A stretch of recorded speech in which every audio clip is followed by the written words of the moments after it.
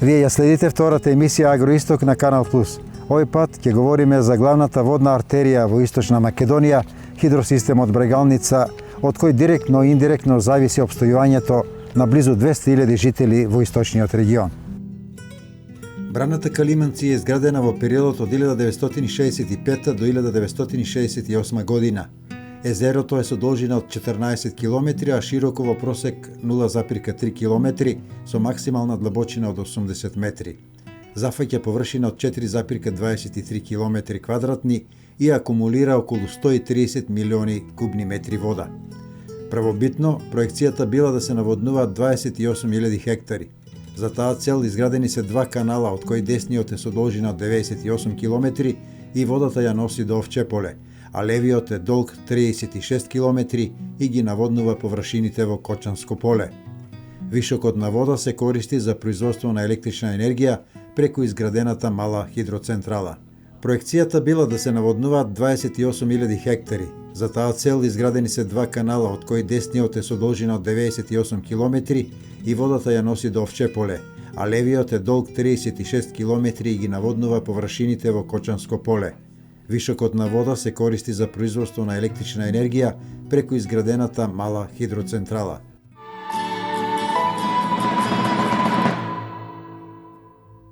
Еве тоа беше накратко за најголемата акумулација во овој регион, преку која се обезбедува вода за жедното Овчеполие. За почетоците на овој систем со свое искажување не пренесува еден од поранешните директори на Црвена звезда Трендафил Атанасовски. Какви беа ефектите од функционирањето на овој систем? Во тоа време бев на повише одговорни функции во комбинатот, а завршив како заменик генерален директор и на крајот директор на едно од узетињата Први мај Долни Валово. Системот за наводнување е направен 65-68 етапно е пуштен по фази и во тај период се користеа водите како се пушта системот, така се користеа водите за наводнување на нашите обработливи површини. Некаде околу 3000 хектара обработливи површини требаше да бидат зафатени со системот за наводнување, околу 2000 хектара од десниот магистрален канал и околу 1000 хектара од левиот магистрален канал, кој не е дограден, но е правење само до Козјак, а од Козјак наваму не се догради. Ние просечно годишно наводнувавме во тоа време околу 2000 хектара и одгледувавме поинтензивни култури. Ја заменивме житарицата со градинарски култури, со фуражни култури, со индустријски култури, така да го зголемивме и доходот, приходот по единица површина. Прошно годишно одгледувавме околу 200 до 250 хектара, па во една година имавме и 300 хектара индустријски домати, зашто имавме набавена опрема за од припрема на површините до пулпа. Така да приходите од градинарските култури беа евидентни и видливи. Потоа сеевме околу 200-300 до 400 хектара сончоглед, до 1000 хектара сме сеели пченка. Така да и околу 500 хектара луцерка.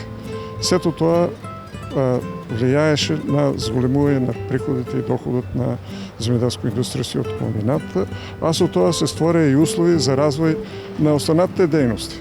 Примерно се разви сточарството, бидејќи обезбедувавме доволно сточна храна. Живинарска фарма, свинарска фарма, крварска фарма се проширија како капацитети. Која беше причината за пропаста на системот, така да речем? Видите, додека комбинатот функционираше како комбинат и основната организација водостопанство го одржаваше системот. Меѓутоа, по расформирањето на комбинатот, практично остана системот без луѓе кои ќе го одржават и водат сметка за неговата експлоатација. Денеска практично не постои организација, има некоја си тамо водна заедница, луѓе кои се волонтери, што многу малку или да не речем се заинтересирани за неговото функционирање. Функционира толку колку што на нив и треба вода, бидејќи тоа се индивидуални производители, кој треба на нив функционира, која не и треба не функционира.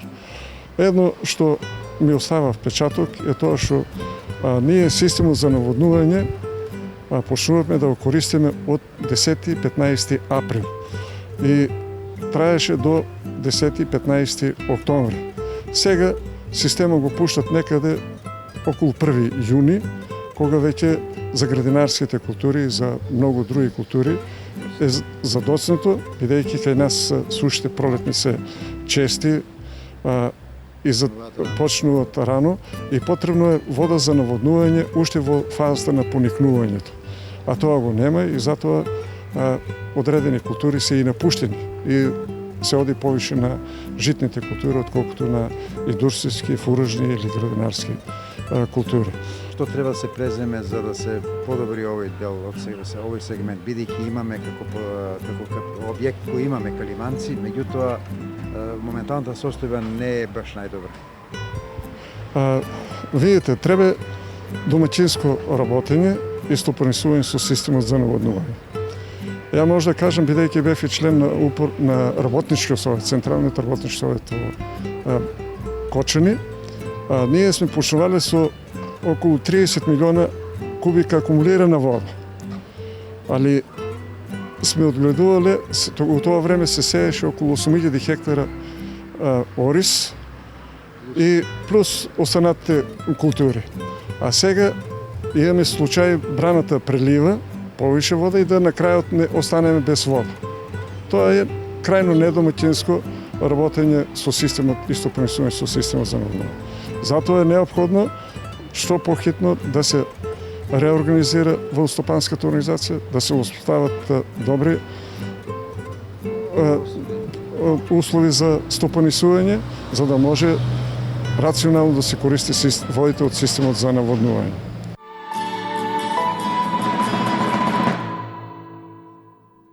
Слушнавме за подемот и за бенефитот од овој хидросистем, но и за неговото постепено пропаѓање кое се манифестира низ повеќе места по должината на каналската мрежа.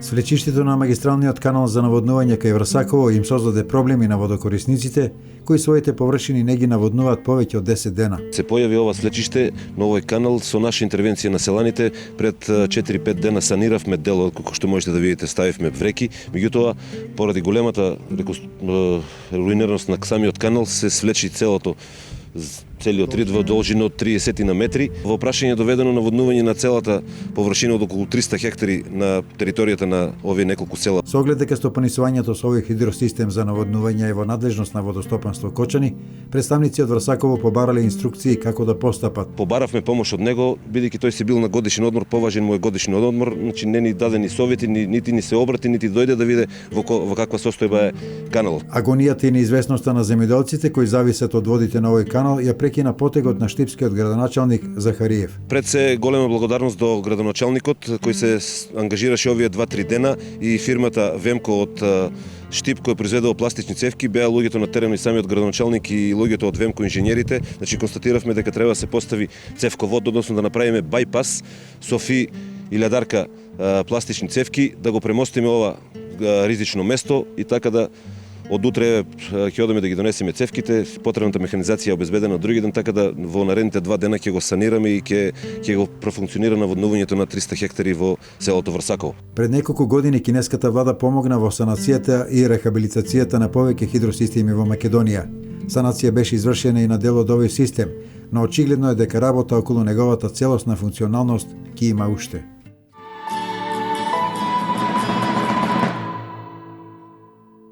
Кога ќе се соберат оштетувањата на каналската мрежа и нередовното водоснабдување, тогаш резултатот е поразителен за оние кои сејат, а треба да жнеат. Одгледувачите на добиток тешко доаѓаат до добиточна храна потребна за престојната зима.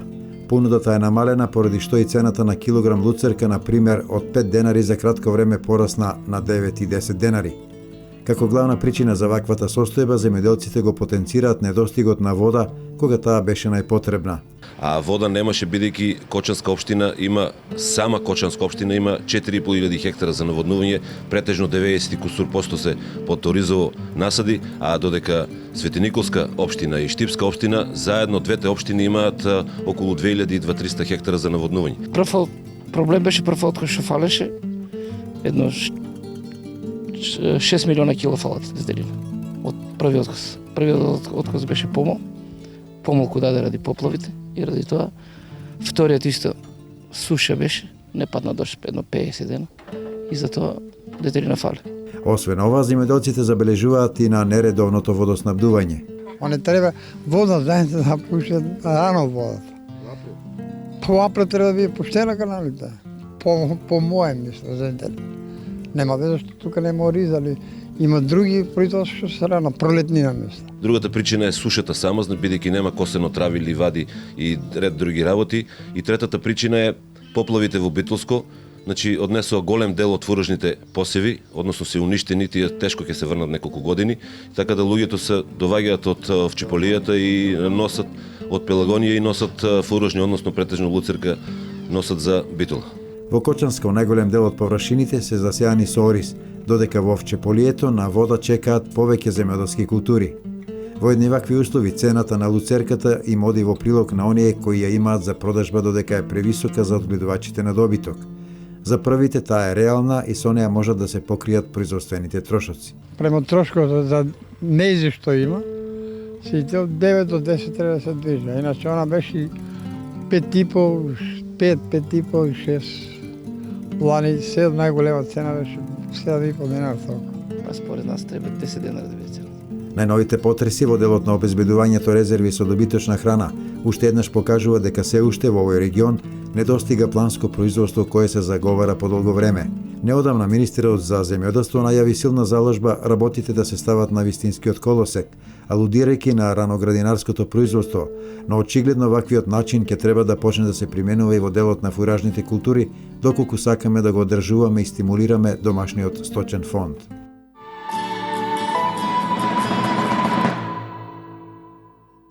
Рековме дека преку левиот канал требаше да се наводнуваат земјоделските површини во општина Карвинци, но наместо вода жителите од оваа општина добија суви канали. Потеше и оризи имаше, и бавчи имаше. Цело поле се наводнуваше, сега ќе нема една капка вода у село. А суша голема и тоа што имаше на трети пат на град па све утепа. Уништи. Збореме 20 години више не работи тај. Не работи. Запустија го, красен канал беше, убавиња, ама нема сега.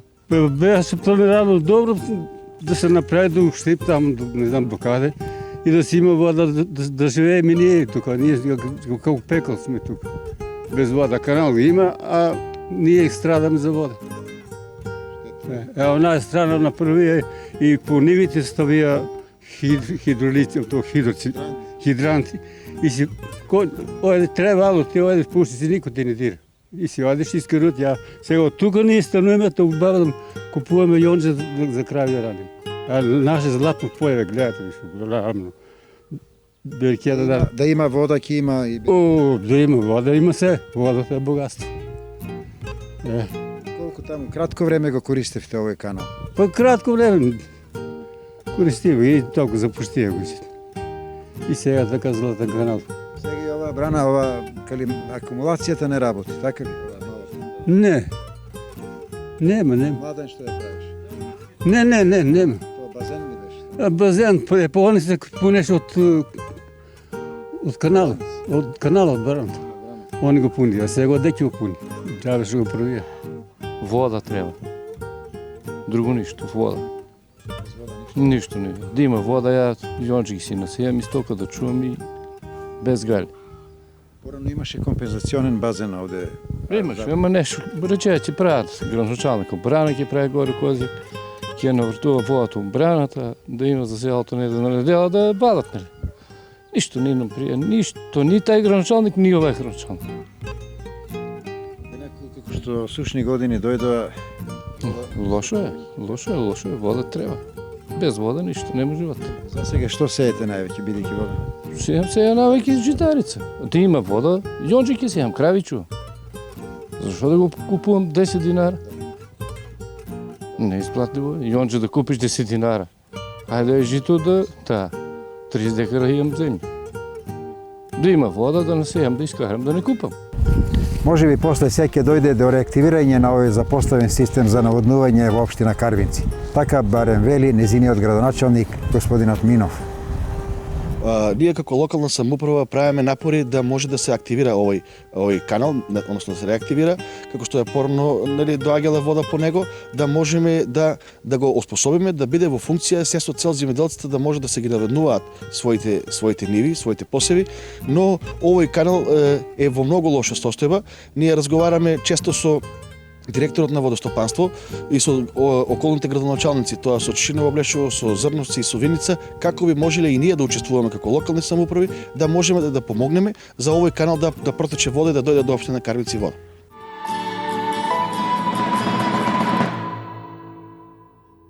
А реакциите на водокорисниците се јасни. Тие бараат водостопанство повеќе да биде на терен отколку во канцелариите. Водостопанска организација само има администрација има, додека немат луѓе за терено немат луѓе. Па ми по тај повод се позива нека иницијатива да биде под државата јавното претпријатие, уствари под Скопје, за да може да биде све на едно место и да се знае што треба да се работи, колку треба по полињата, водари треба да имат, работници да имат, сезонски работници, па дури треба да имат и вработени за стално, осигурани. Затоа што они од каналите пуштат ја водата, од каналот системот да речеме, и водата дојде у полињата, а туа нема никој. Скоро рече нема никој. Некој така земат го за ден, 2 или 3, меѓутоа тај водар не може да постаса ништо. Значи тука е многу слабата тачка.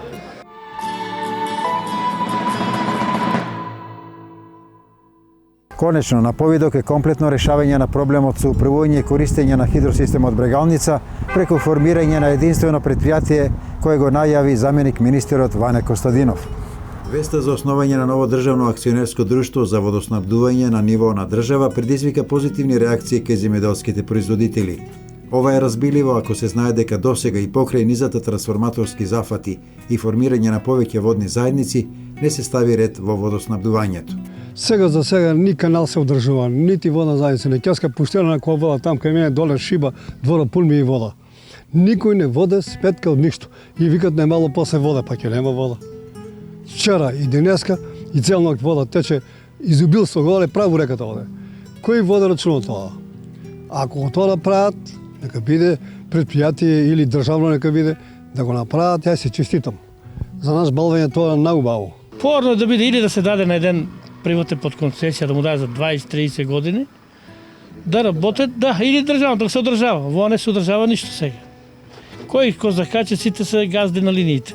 Токму поради ваквата недефинирана состојба на големи штети трпеа крајните корисници, односно оние кои требаше да ги наводнуваат земјоделските култури, но некога некому ќе му текнеше да ја пропушта водата, туку кога таа им била најпотребна на земјоделските посеви.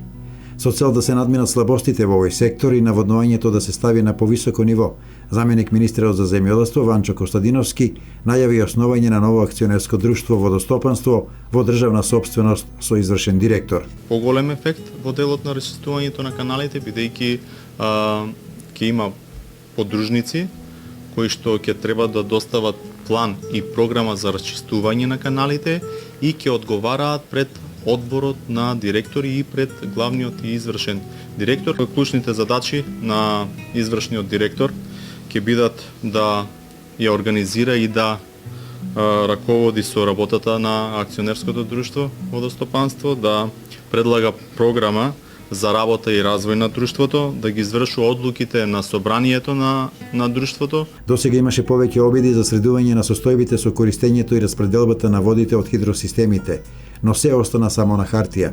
Дали овој пат ќе има поголеми ефекти, останува да се види.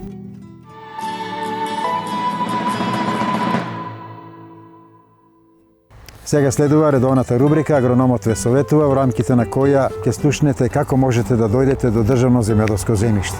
Почитувани гледачи, би сакал да ви информирам дека во тек е огласот за изнајмување на државно земјоделско земјиште со можност за закуп на истото до 3 хектари, кој е предмет на огласот број 1 за 2015 година, и закуп на државно земјиште над 3 хектари, што е предмет на огласот број 2 од 2015 година.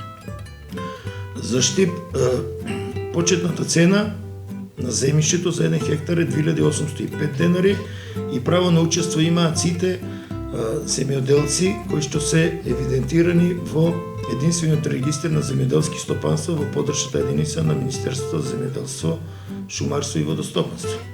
Ние како Агенција за поттикнување на развој на земјоделството им помагаме на заинтересираните земјоделци да ја прибават потребната документација, да ги информираме за правилата на учество во јавниот оглас и им помагаме во изготвувањето на бизнис планот или програмата за закуп на земјоделско земјиште. Овој оглас е со важност, со право на аплицирање до 30 септември 2015 година и представува една одлична можност за сите земјоделци да го на одреден начин заокружат својот земјоделски бизнис. Значи се нуди можност за закуп на државно земјоделско земјиште за производство на едногодишни култури, кои што закуп е до 15 години, за закуп на долгогодишни култури, овоштарници, лозови наследи до 30 години, маслинарници до 50 години и лешници до 70 години. Значи, со овој оглас, земјоделците што се занимаваат со растително производство, можат да го земат под закуп земјишето кое што го имаат обработувано како насад долгогодишен или едногодишен, а бил предмет на некаков неразјаснета физичка делба или некаков проблем што има имотен карактер. Со изготвувањето на елаборатот може да дојдат до право на користење на закуп на истото земјиште на повеќе години. Исто така тоа представува можност за заокружување на земјоделските стопанства кои се занимаваат со друга земјоделска дејност, да речеме сточарско производство, а во близина на фармата имаат државно земјоделско земјиште кое што би сакале да го користат за прегонско напасување, за подигање на вештачки ливади или пашњаци, кои што со овој оглас ќе може да ги земат под закуп и на одреден начин да го прошират своето земјоделско стопанство со можности значи за напасување на добитокот на тие површини. Исто така тоа е прилика и за пчеларниците кои што имаат пчеларници на државно земјоделско земјиште, а во непосредна близина може да подигнат, да речеме, медоносна флора или фауна и да ја искористат оваа прилика да си го земат тоа земјоделско земјиште под долгогодишен закуп. Исто така се дава можност и за закуп и на рибници, се дава можност за закуп на спортско-рекреативни центри, подигање, значи сета земја што била во државна собственост, сега се има можност да се земе под закуп. Знаеме дека правото на закуп повлекува и уште едно друго право, а тоа е правото за предимство при откуп на државното земјоделско земјиште. Така да сите тие што ќе го стекнат правото на закуп на државно земјоделско земјиште, во наредна фаза ќе имаат и приоритет при откуп на истото државно земјоделско земјиште.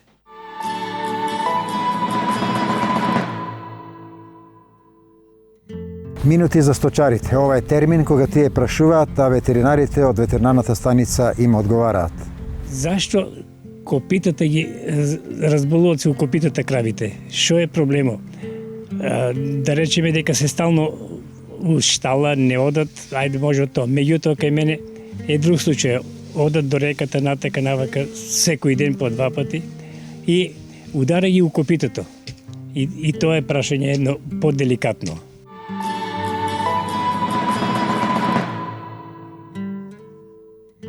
Во врска со прашањето за проблемите со чапунките кај говедата, одговорот е исто доста широк и комплексен, затоа што зависи од многу фактори.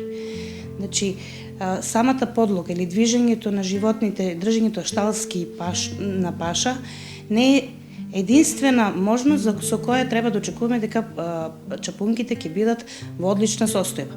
Значи, зависи од хигиената во самата штала, од подлогата, должината на самата подлога, значи кратките подлоги многу често даваат проблеми со кај чапунките. Самата хигиена, месниот дел од чапунката, значи доколку е во нехигиенски услови, се настануваат процеси помеѓу двата прста кај што се чапунките, мекиот дел, и тука тој процес се завлекува во рожнатиот дел на самата чапунка и на тој начин настануваат деформитети. Исто така, значи, многу е битно да тие се само природно не може да се самиот начин на фармско со пашно комбинирање не значи дека е доволно, значи мора да се врши обрезување на самите или хигиена со тој третман на кај чапунките и тоа треба да се изврши стручно.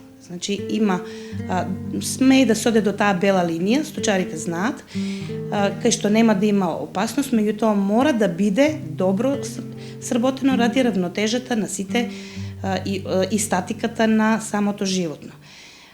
Ова носи и пошироки последици по здравјето на говедата, значи не е само проблемот во движењето.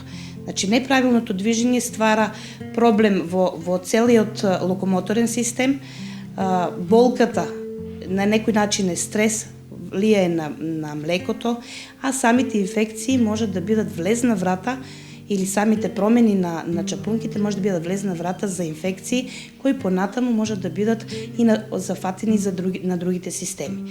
Значи пред се хигиената, 2 пати годишно да се врши обрезување на чапунките и значи влажната средина во која има урина и измет представуваат влезна врата, значи и услов да се јавува болест кај чапунките на говедата.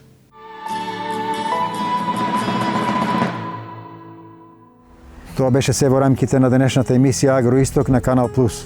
Довидување до следната емисија во истиот термин.